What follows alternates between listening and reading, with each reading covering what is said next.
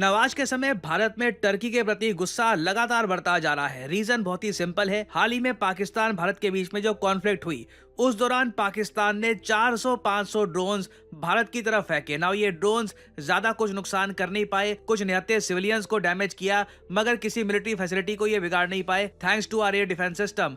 मगर लोगों ने एक बात नोट करी है कि ये ड्रोन्स आए कहां से। ये ड्रोन्स आए हैं टर्की से।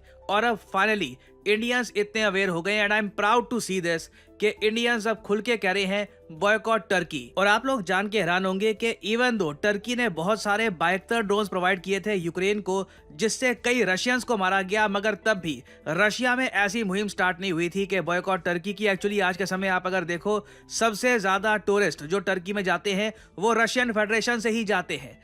फिर नीचे आप देख पाओगे कई और कंट्रीज आपको दिख जाएंगे, और भारत को ढूंढने के लिए थोड़ा सा नीचे आपको जाना पड़ेगा। चाइना के जाते हैं 4 लाख टूरिस्ट टर्की में हर साल, भारत के जाते हैं लगभग 3,30,000।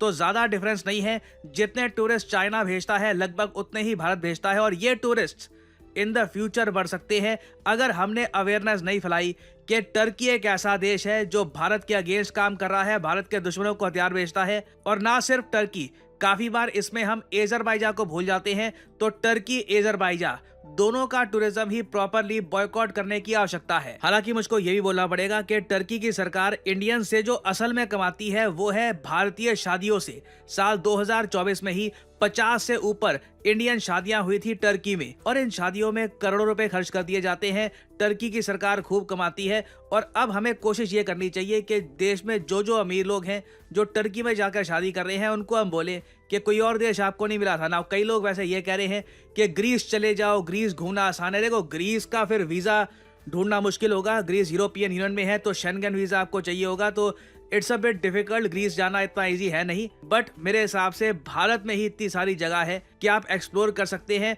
और अपने देश की इकोनॉमी में ही आप कंट्रीब्यूट कर सकते हैं।